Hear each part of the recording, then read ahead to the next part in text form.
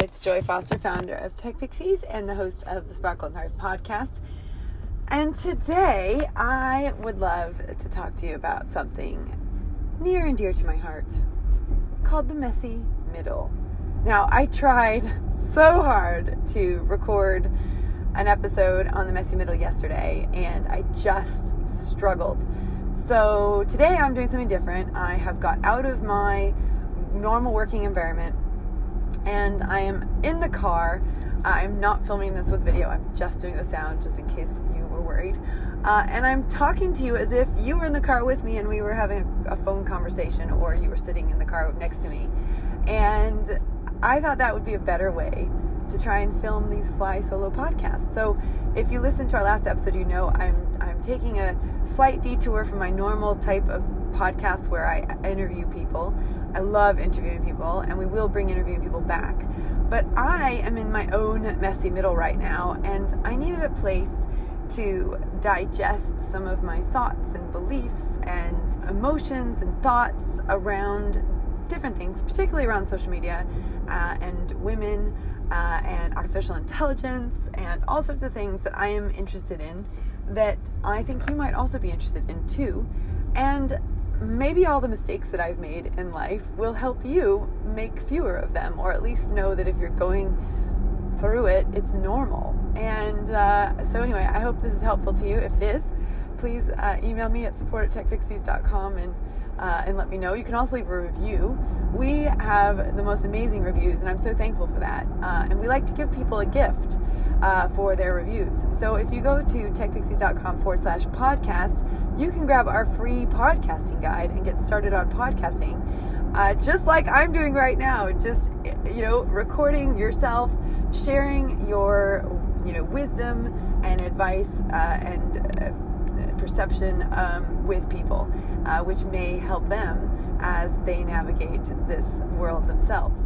So if you're interested in our free podcast guide, we would love to see a review and would happily hand that over to you. But also, I'd love to know what resonates in this podcast with you, and I want to connect with you and see how I can support you in whatever you would love to do. And that's where we start with today. We know where we are, right? And we know where we want to be, hopefully. And if you don't know where you want to be and what you want to be doing, then I would highly recommend that you come and join a vision workshop with us. So we run them monthly, and you can go to techpixies.com/vision workshop, and you can check out the vision workshop. I love the vision workshop. We have done 3-hour versions and 1-hour versions, and it's just a brilliant tool for getting clarity on your vision. I've always talked about getting clarity on your vision in TechPixies, and really it's taken me a long time to get all the tools and training in place to really understand how to do it on a much deeper level that gets much better results. But I've figured that out because, of course, as we know, thanks to Marie Forleo, everything is figure-outable. So a vision starts with knowing where you are and knowing where you want to be. And the messy middle is the bit in between, right? As you figure out how to do what you want to do, how to become who you want to become, how to get what you want to get, how to have what you want to have, etc. So the messy middle is what it feels like while you are moving towards this thing that you would love. But if you don't know what you would love, the messy middle is going to feel like a never-ending place, because it becomes this place of despair where you just really you want to know what the future's got in store for you. And I as a Christian, I can relate to this massively. Now we have people in our community from all different backgrounds, right? We have women from all backgrounds, and I share my faith only because it's part of my journey. But what I would say is that from a very young age until I was probably, in my late 30s, I wrote a very similar prayer almost daily. And, it's like, it goes something like this: Dear God, please tell me what my purpose is. Please tell me what I'm supposed to be doing. Please I don't want to die not having lived my purpose, not having fulfilled my purpose. And there is a big belief in the Christian faith that everyone has a calling, right? And I just never had felt like I'd found my calling for 3.5 decades, right? And I tried all sorts of different things, like no joke. I'll just tell you some of the things that I did. I sold smoothies at a Renaissance festival. I was a nanny for a professional golfer. I sold apartments in Arizona. I worked trading stock in Boston. I quit my job to train full-time for the Olympics in archery. I was on a mission to figure out what my purpose was. I ran a coffee shop at my local church, which is where I met some amazing people and, had my own personal transformation in faith. But I was always looking. I was never satisfied. I was always looking for that thing. I sold life insurance. At one point, my dream was to set up my own life insurance company, because I see the value in life insurance, right? I mean, especially for women, people don't realize a lot of women don't have life insurance. And actually, if you go, there's got to be money to fund, it's hard to replace you, impossible in many cases. But if you do have a life insurance policy, that can help, right? Bring someone in to support your spouse or your family with your children. So if you're listening to this and you're a woman and you don't have life insurance, get that sorted. Term insurance is not that expensive, but it makes a huge, huge difference. So anyway, this is not a life insurance sales podcast, but that's actually one of the places that I learned how to be courageous in getting rejected, right? A lot of people say no to life insurance. They don't see it as a necessary expense. And so when you hear no over and over and over again, you get really good at just going, okay, next, okay, next, okay, next, okay, next, okay, next.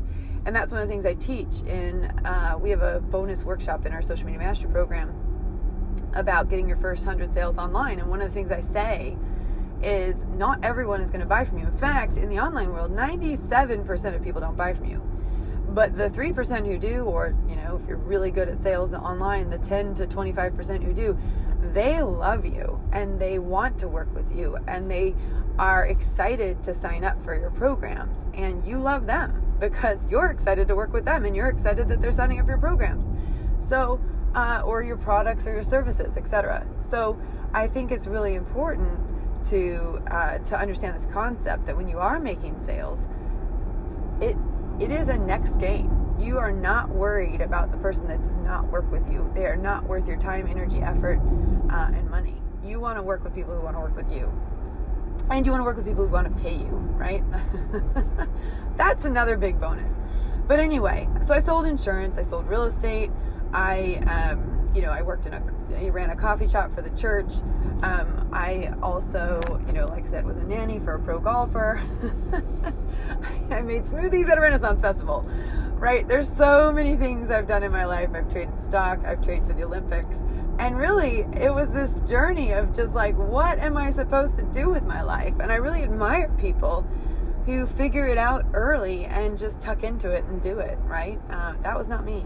But I was asking the wrong question. And I was underestimating the power that God had given me as an individual with an incredibly powerful brain, right? So now that I'm a master neurocoach and I've been doing neurocoaching for 2 years with hundreds of women. I mean, I have literally hundreds of recorded calls where I've worked through brain blocks with women and helped them rewrite a neural pathway, and it is very, very powerful stuff. So powerful, in fact, that we're taking all the knowledge and experience and all of the evidence we have that brain priming works, and we're starting to develop using Google Cloud and machine learning. We're starting to develop a SaaS product. So for those of you who don't know, SaaS, software as a service. This is very exciting on many, many levels. Number one, there is an initiative in the world to reduce the inequality for women, this gender inequality. And it's actually, it's one of the main focuses of the World Economic Forum, and many people in this world are trying to solve this problem. And one thing that the people trying to solve this problem believe is that artificial intelligence or machine learning, AI, is a really great way to help female empowerment. Now, lots of people are trying different things, and it's very early on in the game, and I'm super excited to be early on the game. We just got the Google Startups program given to us, we just got into the Google Startups program. So I just am super excited about every aspect of this. And you know what? I do not know how it's all going to work out. In fact, I only know one step of this staircase, which is a very long staircase and probably twisty and windy and curvy.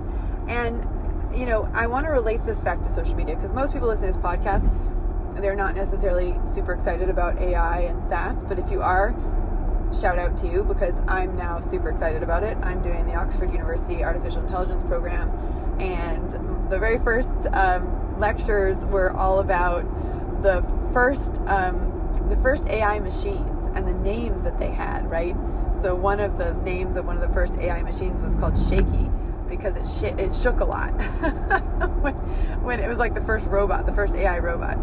So anyway, I'm segueing, but my point is I'm super excited about this, and I'm getting really excited about what we can do with it, given the fact that we have nearly a decade of experience and evidence that the training that we provide in the Social Media Mastery Program, and especially the transformational neuro coaching training and life coaching training, that training that we provide has been instrumental for many women.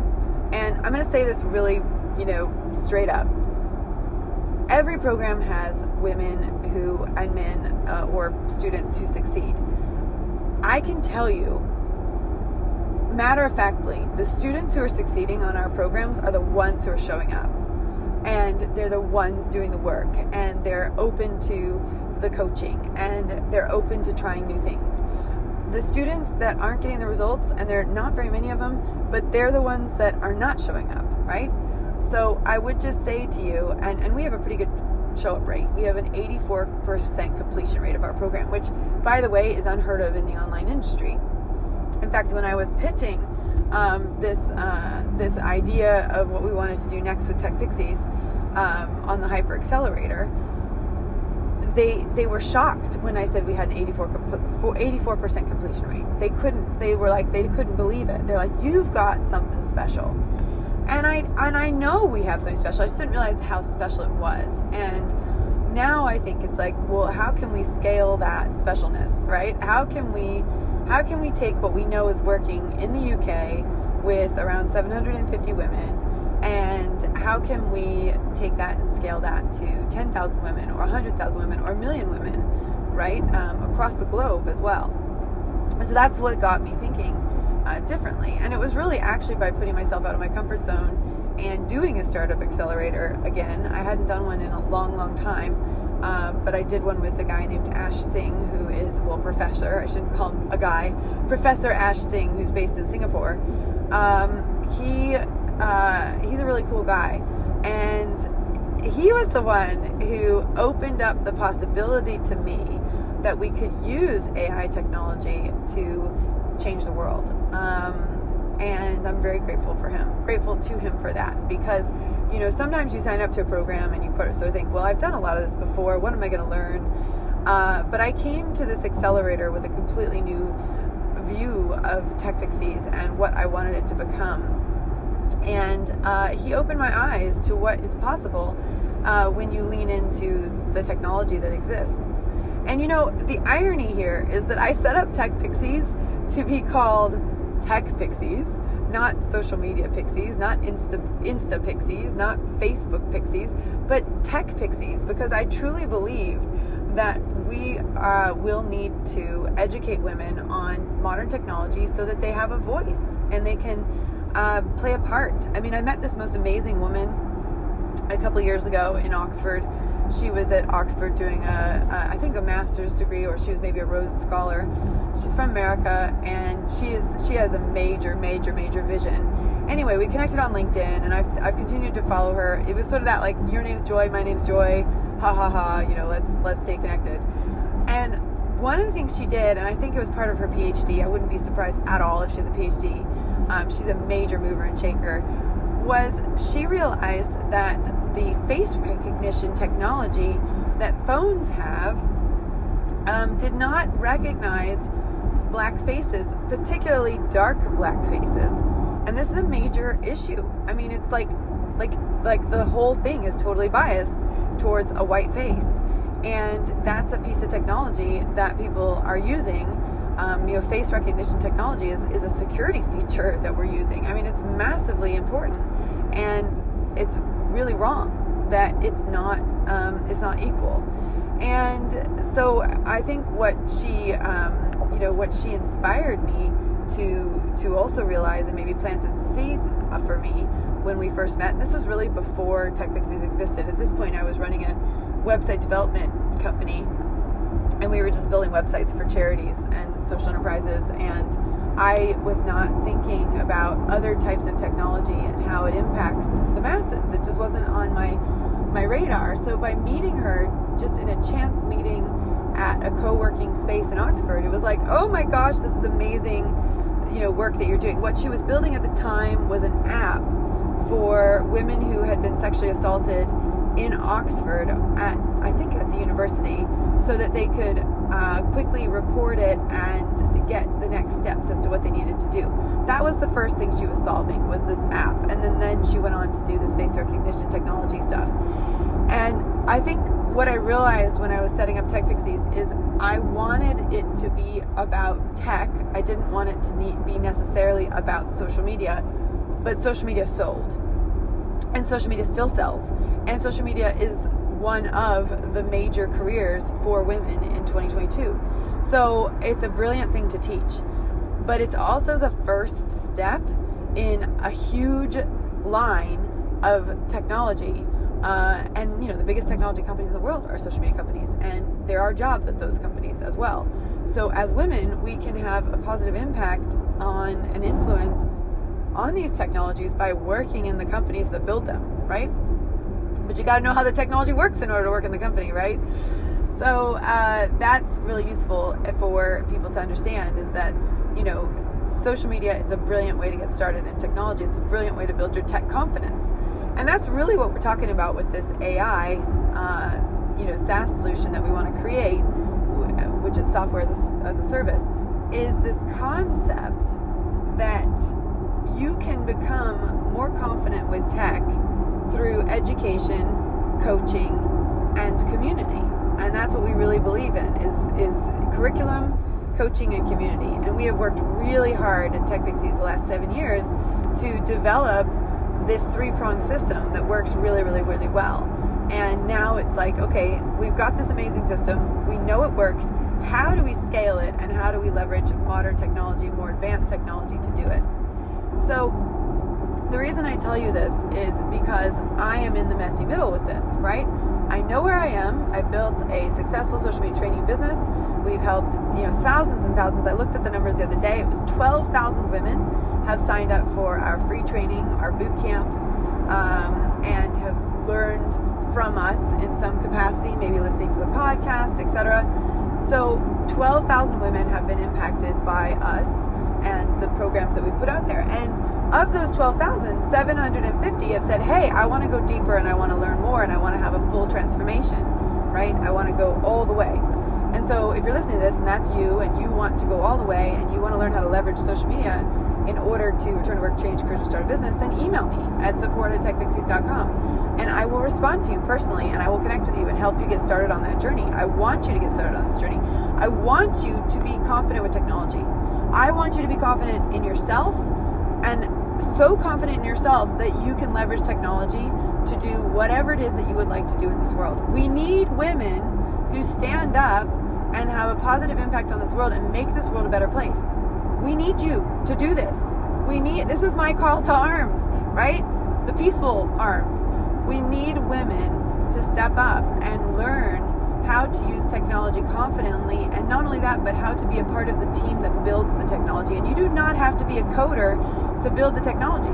You can be a fantastically talented, organized communicator, and you can be a project manager, and you can be a team leader, right? There's a lot of work that women have incredibly powerful skills for that make them perfect for working in a tech environment. They just don't know it yet. And I find it really interesting, that people who think, well, I've got an art history background or I've got a philosophy background, that's not useful in the tech world.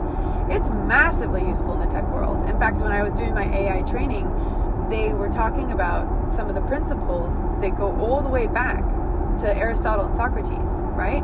So having a deep understanding of things that are non-tech actually is really beneficial in the tech world. Anyway, I segue. The messy middle, which is what this whole episode is about, is you know where you are and you know where you want to be, and you don't know the how, right?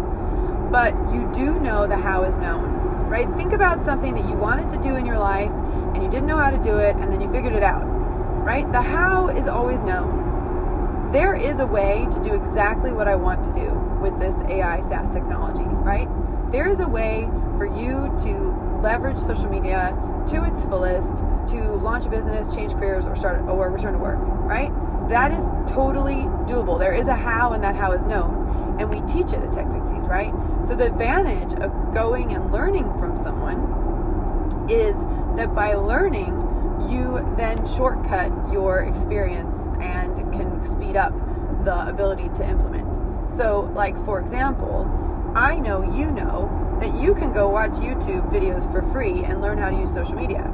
But I also know you know, or maybe you don't, I'm sharing this information with you now, 720,000 hours of social media are uploaded to YouTube like every minute.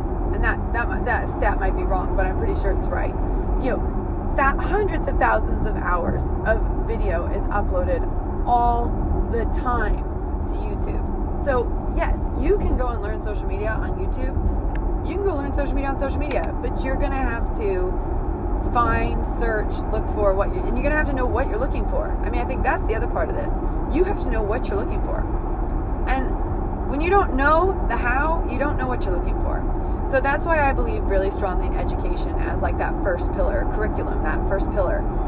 And when I decided to embark on this AI SaaS journey, I was like, okay, right, I need to learn. And who's the best people to learn from? And I decided that I was going to learn from Oxford University. It's right in my backyard. And I feel really lucky and privileged that it's right there. But I'm doing an online course, right, in artificial intelligence. So that gives me the baseline for what I need. We got into the Google Startups program. They have an entire suite of courses that are designed to help you learn how to leverage the technology. All I need now is the funding, right? So that's my next step. Now, do I know all the pieces that I need to do? I don't know all the pieces, but I know that there are pieces. I know that there is a certain way to do this, and that if I just take one step forward, I will figure it out. And when it comes to social media, it's the same thing, right? If you do not know how to leverage social media, well, there's a course for that, right? There's the Social Media Mastery program that we run, the VIP group coaching program. You can get stuck in and you can learn, and we can show you exactly how it works. When I built the original version of the course, which, by the way, was called Social Media Magic, I still love that name, but it got so sophisticated, we thought, we gotta up-level the name to Mastery, because Magic's pretty cool, but Mastery's like rocking. So let me tell you what I did. I designed a curriculum that was based on 7 fundamental principles, and actually could add an 8th principle in there, but we decided not to teach that because it's more complicated and there's a lot of people out there doing it better, and I'm happy to point people to the right people for that. But the 7 principles of social media is, number 1, what's the key terminology? What's the language of social media? What does it mean when I say tweet, retweet, quote, retweet? What does it mean when I say reels, stories? What does it mean when I say live, right? What does all that mean? That is your key terminology. And every social media network has a language. And if you join our social media crash course, techpixies.com/social media crash course live, which is where we teach it live, then you will, if you show up and you stay till the end, you get our social media dictionary. It's 138 pages of key terminology, right? It's like the first module of all of our networks, plus some, right? We threw, Abby, who is the amazing person who created that document, she threw in a bunch of additional things that, you might not have even thought that you needed to know on social media. So the key thing here is the key terminology, right? Number one, what's the key terminology? Number two, what is the profile? And how does it work? And what are the nuances of each of the different profiles? Because not all of the profiles are the same. They have different features. And for example, you have highlights on Instagram, and on LinkedIn, you also have highlights, but they don't function the same way, right? So it's important to understand that a highlight on Instagram is basically featuring your stories, which you create off of your grid posts or your reels, etc., that you share into your stories. And on LinkedIn, you can pick certain posts to then highlight on the top of your page, on the top of your profile. And so they're very different. They function similarly in terms of the fact that you're highlighting certain things that you think people might be interested in, but they are actually, in fact, different. So the definition of highlight for each of those networks is different. So the profile is really important to nail because that's like your storefront, right? It's what people see. So you want to make sure you've got a good picture. Want to make sure you've got a great description. Emojis have become very popular in this. You want to make sure you have a lead magnet, which is a way of capturing people's emails so that people get onto your mailing list. So, one of the things I say in the social media crash course is that the sales are in the mails, right? You have to build up your social media following, but at the same time you're building up your social media following, you also want to convert them to a mailing list, because your emails are seen way more than your social media posts are, right? Social media posts are only seen like 3 to 10% of the time, whereas emails are typically opened, if it's a healthy email list, 20 to 40% of the time, right? So you're gonna have more leverage when you get people off of social media and into emails, or even onto your phone and into a phone conversation, right? It's people buy from people, so you gotta make yourself accessible to people beyond social media, whether that's with your phone or whether that's with your email or some other medium or form. So your profile is your storefront. It's the place that people connect with you. And I was working recently with an incredible, internationally renowned fashion stylist. Like she's a celebrity stylist, and she fashions and styles celebrities for major international shoots, right? Well, we were looking at her Instagram profile and we were looking at her LinkedIn profile, and there was room for improvement. There's always room for improvement. And I said to her, you've got to embrace who you are. You are this fabulous fashion, celebrity fashion stylist, and you work internationally. You're internationally renowned. So we got to put all of those keywords into your profile, and we've got to use images that say that without words, right? So your LinkedIn profile has a header image on it. You've got your own picture for your profile, but you've also got the cover image, right? That goes at the top, and you should use it, right? If you go to mine, you'll see it says, check out our social media crash course. It's got the link to the crash course. So use that. It's like a billboard, and it's an opportunity for people to really get to know who you are.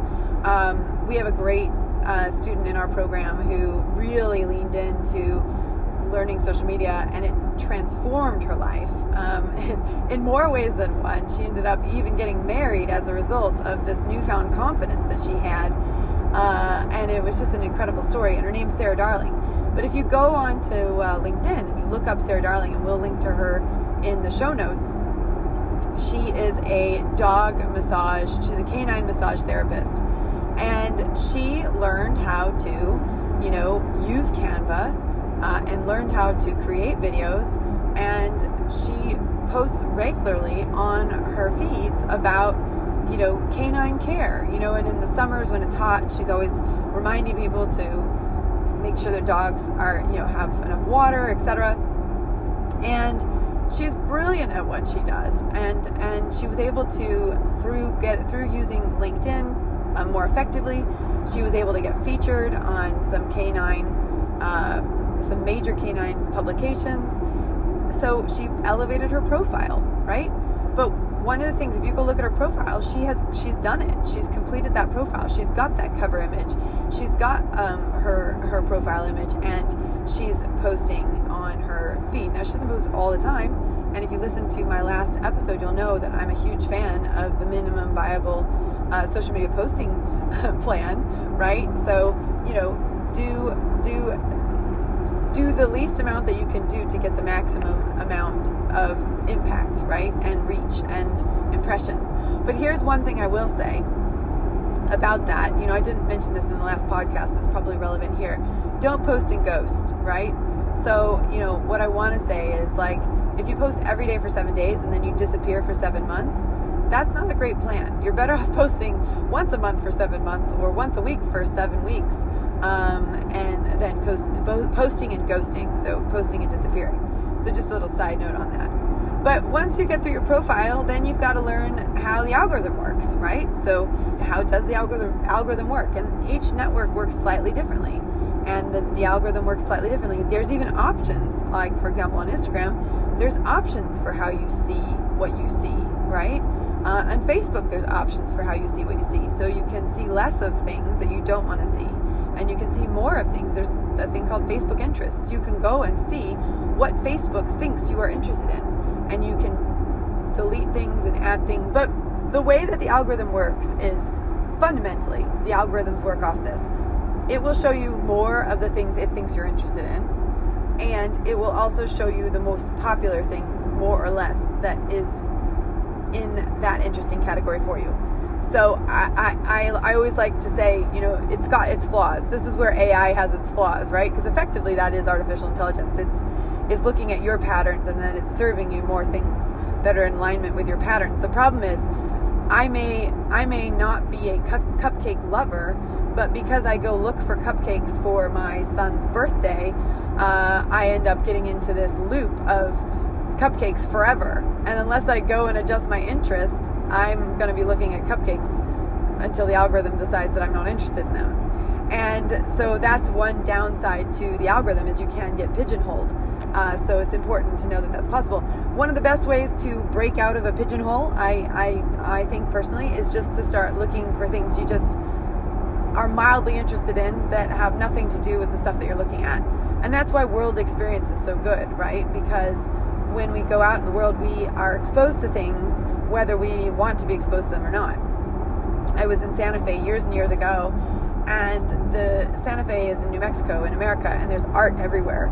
And what is absolutely incredible is just the totally different, the styles of art. There are infinite possibilities with art, right?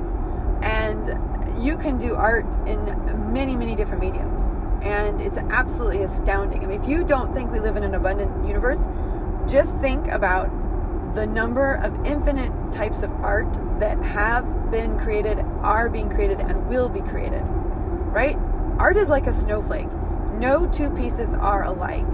And it's really incredibly powerful to understand this concept of living in an abundant universe. Anyway, that is a great podcast. So I will do the Abundant Universe podcast at another time. But what I do want to say here is that there is an algorithm. You can get pigeonholed into it, which also means your customers can get pigeonholed into it. So you also need to think about creative ways to reach your customers, potential customers, if they are getting pigeonholed. Do I have the answer for that? I don't. But what I would say is it probably involves being creative with your content and really connecting with your audience and understanding what they love, right? So one thing that we know our audience loves, we've got gardeners, we've got painters, we've got opera singers, we've got viola players, we've got parents with children with autism, We have women who come from different backgrounds, right? LGBTQ plus, BAME, 60 plus. So think about how you reach people in your audience and this is where I think hashtags are great, because you can create content that reaches people that they might otherwise not see by using hashtags, especially if those hashtags are relevant. So, I did an interview with Katie Townsend on our podcast, and she is a gardener, a garden designer, sorry. She's also a gardener, but she's a garden designer. And, one of the things that's great about that interview is that it exposes us to people who are interested in gardening. We have a lot of interior designers at TechPixie as well, and, we love sharing their stuff. It's really beautiful. And that connects us to potential other interior designers that want to leverage social media to grow their business or launch their business, right? So that's something to think about with the algorithm. Now, the fourth piece of this, I call it the Foster Foundations for Social Media Success. The fourth piece of this is posting properly. And I really think there is an art and a science to posting properly.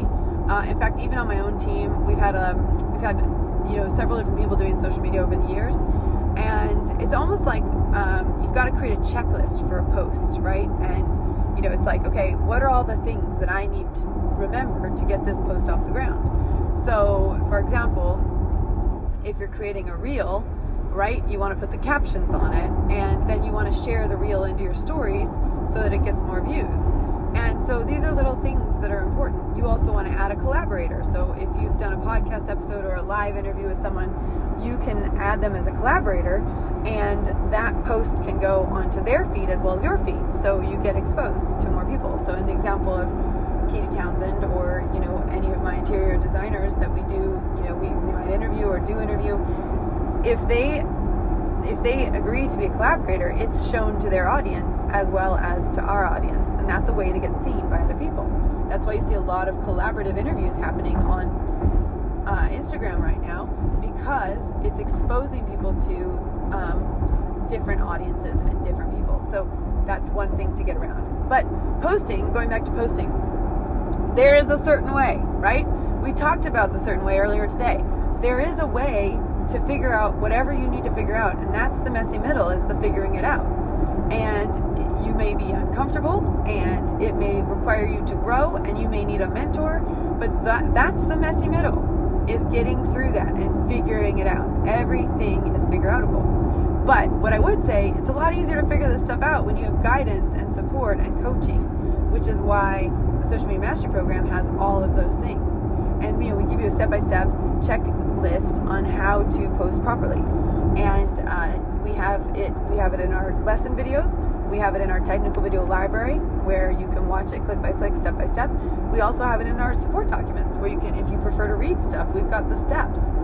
Here are the 7 steps to doing this type of posting. So when you're starting out, it's very useful to have a checklist of what you need to know how to do so that you do it, right? And so that you reduce the number of mistakes. Now, these checklists that we've created, this post properly lesson in our modules, is very powerful, and it helps people to overcome the how do I do it, and they don't have to go discover it. They literally get told, this is how you do it, and here's a video to show you how to do it, and here's a document that gives you a checklist of how to do it. And I just think it's so much easier for someone to get started when they have all that information, and they know it's curated, and they know that it's maintained. We update our curriculum every year, at least once, and we're going to be putting in place a system to update it more frequently, just because changes happen quite fast on social media. You may have noticed, but that's why we have coaching calls, because any changes we can address immediately in the coaching calls, and then when we do our big annual refilm, we've kind of taking the learnings from the past year and putting them into that. So anyway, that's the 4th level. There's a 5th one and a 6th one, which is engagement and growth, right? So you want to have an engaged following, and you want that engaged following to grow.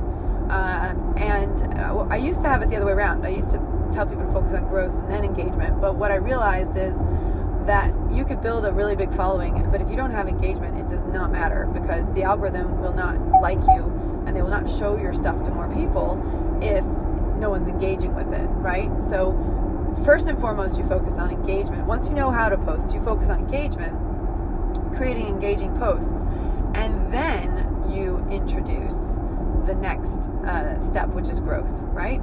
And we have a step-by-step growth guide for all of the networks. How do you grow your social media networks? There are nuances, right? There's things that you can do in certain networks that you can't do in others to grow your on LinkedIn. You get a certain number of credits every month. I think it's about 100 to invite people to like and follow your page on LinkedIn. One of the very best things you can do is leverage those credits every single month. Invite 100 people to like your page. And a year from now, you're going to have 1,200 people liking your LinkedIn page, right? That's for company pages. With Facebook, right, when you put a post out, people react to it. So they either, do a happy face, thumbs up, all the things that you can do on Facebook. On a Facebook post, if someone reacts to your post, meaning they love it or they laugh at it or they whatever at it, then you can invite them to like your page. And that's still a feature. They were going to take it away, but it seems like they haven't taken it away. So these things change, and right by the time you listen to this, that might have changed. But the point is that you want to know that they're changing, and you want to be connected to people that will tell you that this has changed and this is a better way and there's another way to do it. So engagement and growth are the next steps. Now, the 7th step in the FOSS Foundations for Social Media Success, and this is really about organic social media. Everything I'm talking about here is organic, but you can supercharge this with paid. But the 7th step is analytics. And that's what's working. What am I doing that's working? And what's not working? And you do more of what's working and less of what's not working. And guys, ladies, the stats don't lie. They absolutely don't lie. And every time I do a social media audit of an account and I look at their accounts, the number one thing I see is that they're not including themselves in the posts. So you might have a brilliant idea. You might have a candle company. You might have a clothing company. You might have a bed sheets company. I've got a new gal in our program who's doing bed linens. I mean, how cool is that? Like hypoallergenic, good for the environment, bed linens. How incredible is that? So whatever you're selling, right, your product or your service, people still buy from people. So if you don't include yourself on your social media feeds, then why do people have an incentive to buy from you? I love Palm Tiddly Palm.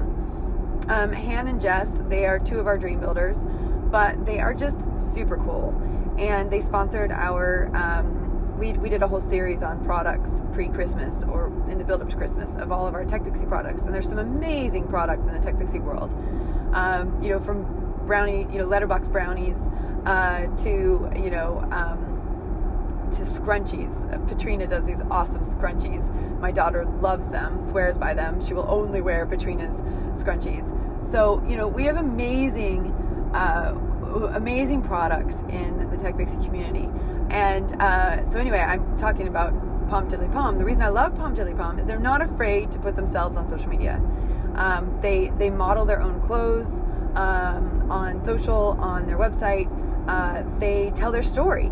Right? It's an amazing story. They have jobs, like day jobs, but they've built this clothing company, which started out as, and the reason why it was called Palm Tiddly Palm, and I know they're going through a rebrand right now, and I'm not going to share the new name, although I think it's very cool. But they started out by selling like pom-poms, right, for kids' activities, I believe, and that turned into to earrings, and then that turned into clothing. And they make all of their clothing. So they have these amazing, I don't think they make the sweatshirts, but they do all the screen printing themselves, which is super, super cool. And they raised, oh my gosh, they raised 700 pounds for Ukraine. How did they do it? They leveraged social media, right? But they shared their story. They shared who they were. They shared their purpose, what they were doing. And if you listen to the podcast that I did with Palm Tiddly Palm, with Jess and Han, you'll know that I was wearing a sweatshirt which had Jim the polar bear on it. Well, who's Jim the polar bear? Well, Jim was their dad, and their dad died when they were they weren't young, but they were, it's too early for your dad to die, right? When you're, young women. And I had the same thing happen to me. I was 21 when my dad died. It has a profound impact on your life. And their dad always thought that they would be entrepreneurial, that they were entrepreneurial, that they could be entrepreneurs. And actually the funny thing is my dad did too. I was always wanting to be an athlete. I wanted to go to the Olympics. And if you know me, you know I'm married to an Olympic gold medalist. So I did end up getting my Olympic gold medal, but it came in the form of a husband rather than in the form of an actual medal that I won myself. It's quite cool. I do have a gold medal in my house that occasionally, when I need a little bit of a power pump, can just put that on and stand in the mirror and remind myself that you can do this. There's gold medalists in the business world too. That's what my dad used to say to me. There's gold medalists in the business world too. And I'll never forget that, because he meant it, that there are gold medalists in the business world and that I could be one of them. And, for Han and Jess, it's the same thing for them. Their dad always thought they could be entrepreneurs, and now they are. And, having Jim, the polar bear, on their t-shirts and on their sweatshirts is a way of, acknowledging their father, right? But they're telling their story. This is my point. That's how you grow an engaged following. Now, I guarantee you, if they look at their statistics, I don't even need to look at their statistics. They just need to look at their statistics. Anytime they do a video or anytime their face is on their pictures, they are going to get better engagement. And they can see that in their analytics. And that, my friends, is, really important, to look at your analytics and see what's working versus what's not working. Do more of what's working and less of what's not working. And if going live and posting selfies scares the bejesus out of you, guess what? I get it. That's exactly why I built Social Media Mastery. It is to help you overcome those fears, break down those barriers and those blocks that are stopping you, so that you can lean into your full potential and you can become the person you were always meant to become. Han and Jess are amazing women, and they have an amazing product for the world, and they are doing amazing things with it. But if they are afraid to put themselves out on social media, which thankfully they're not, if they were afraid to put themselves out on social media, they would not have the same impact that they are currently having, right? And I believe this with all my heart, and I believe this with every single one of our Social Media Mastery students and our Dream Builder students. They are leaning into a bigger, freer, more expansive version of themselves. And guess what? The analytics help you to get there, which is what I love about social media. It's like there's numbers and data, and that's probably why I'm excited about the AI possibilities that we can do with SaaS, because it's data driven, and I love data, and data tells numbers. In fact, part of my artificial intelligence program, I watched a video on the progress that 200 countries have made in 200 years in terms of health and wealth, and it was powerful. In fact, I'm gonna find out if it's a video we can share, and I'll put it into the show notes. But data is powerful, and most people do not look at their analytics. I cannot tell you how many people I know never look at their analytics. They never check their analytics. They just put their posts out, and then they sort of go, well, why isn't this working? Well, it's not working because you're not looking. You're not checking your analytics. Now, truth be told, you can't see your analytics until you have about 100 followers on most networks, because actually you need the volume to get the data. So getting that growth of the first 100 followers is actually quite critical to being able to really look at your analytics and make educated decisions about them. So, that's why we start with engagement and growth, and then we go to analytics. And then the eighth level of these foundations, if you will, would be paid advertising. Now, we don't teach paid advertising.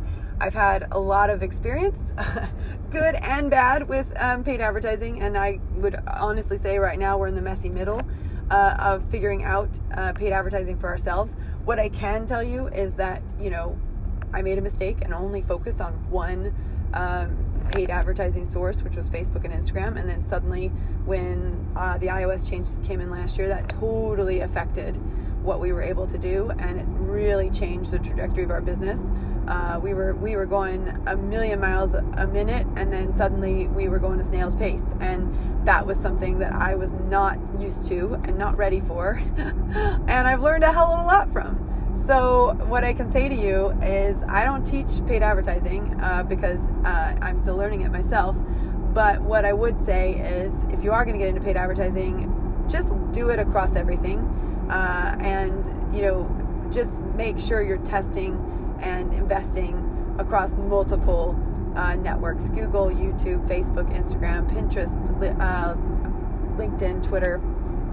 Just make sure that you've got a little bit of a foothold everywhere, and that way you can sort of improve stuff as you go, and you can not be reliant on one major network. Now, you can grow without paid advertising. That is for sure. In fact, I just was listening to someone last night who was saying, she grew 100,000 followers with no paid advertising whatsoever. Now, that's incredible. I mean, that's amazing, and I applaud her massively. And for some people, paid advertising is not right?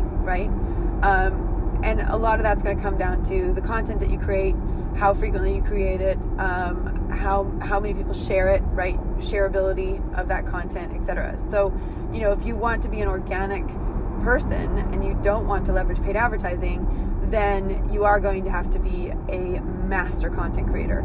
And we have a couple people in our community who are master content creators and who have built their business organically. And truth be told, TechPixie was a fully organic company with no paid advertising for the first 4 years. It was only the last 3 years we started leveraging paid advertising. And that was mostly because we raised investment. And when you raise investment, you got to play a bigger game. And a huge part of that is investing in your advertising and marketing. So anyway, I segue. My point is, if you're listening to this and you're thinking about paid advertising, let me just say to you, do it on multiple networks. Don't get stuck on one that works, because one day that one might not work. And if you don't have a backup plan, it can be painful. And that's the messy middle, guys. That's the messy middle. You know where you are. You know where you want to be. You don't know how you're going to do it all, but you know that this is what it looks like as you progress in the direction of your dream. So I want to encourage you to progress, to keep progressing. We have a membership for our alumni called Progression, and we have one goal in Progression, and that is to progress the women in Progression, to help them to put down goals for the quarter and the week. So we have something called the Weekly Big Three, and every week we ask them, right, tell me what your Weekly Big Three is this week, and tell me what you got done last week. And it's an accountability tool. It's about being accountable to yourself and to other people, that I'm only going to do, if I only do 3 things, these are the 3 things that I'm going to do to move the needle forward in my business, in my life. So you do it quarterly, you do it weekly. It makes a big difference. And then you also celebrate the wins, right? Really important. Now, I have a lot of social media students, like 750 of them, and I've had to teach them how to celebrate the wins, even the small wins. And I've also had to teach them how to not qualify a win. So, have you ever heard someone say, I did something great today, but it wasn't as exciting as what you did, right? That's qualifying it. Let's take the qualifiers off, right? I did something exciting today. I did XYZ. And one of the things that I've started to do, and I've done it now for probably about 6 months, is just every day I write down 3 things I've accomplished. What are 3 things that I've done today? And sometimes it's as simple as I made pumpkin soup and turkey bolognese for my family on the same day, 2 meals. I was really proud of myself. My husband's the chef in the house, so whenever I cook, that's definitely an accomplishment. Or maybe it's that I had that important phone call with someone that I needed to have that call with, right? Maybe it's that I sent that email that was really key to the next step. Maybe it's that I got that application in, or I applied for that award, or I got this thing done, or. So, writing down your accomplishments every day makes it really easy at the end of the week to pick out 3 things that you accomplished in the week as well. And we really, really celebrate the wins, no matter how big or small they are, because what may seem small to you might be astronomically huge to someone else. So that's what I'm saying. Take away the qualifiers, right? Take away the qualifiers and celebrate your wins. As you are learning to use social media, as you are learning to build a business, as you are learning to lean into your dream, give yourself some grace, give yourself some forgiveness, take off the qualifiers, and really celebrate the progress you are making. Because if you look at that staircase and you know where you are and you know where you want to be, and you know that taking one step at a time is going to get you there, then that's what you do. And as you're doing it, it's going to feel messy because there's a lot of unknowns and a lot of things you don't know. But it's by taking action and moving in the direction of your dream that you will get clarity. And I am living proof of this. I have done this over and over and over again in my life. And I'll leave you with this story. When I was training for the Olympics, no joke, I did an inventory of all the different sports that I could do in the Olympics. And I decided that I was not going to do winter sports because I wasn't really that great with the cold, right? Up until now, I've not been great with the cold. I need better clothes and warmer environments. No, just teasing. But the cold was not something that I fancied. So Winter Olympics were sort of out. And then I looked at the Summer Olympics and I thought, okay, where are there gaps in the U.S. in the sports? And I looked at a couple sports, cycling, archery, and fencing. And then I said, okay, well, fencing, I'll go do a fencing course. I hated fencing, right? I knew instantly fencing was not going to work for me. Lots of reasons why. Least of which being, having a cage over your face for hours on end in a dark room. So that was not exciting to me. It was very, very constricting. And then cycling was just, at the time of my life, it was just way too expensive to get into. It is a very expensive sport. I mean, I had no idea how expensive archery was, but cycling's even more expensive. So cycling, I decided to rule out just based on cost, like just the sheer cost of doing it and like buying a bike, etc. So that left archery. And you know what? I was a runner-up camp champion when I was 8 years old. So I thought, well, I'm going to try out archery. So I did. I tried out archery.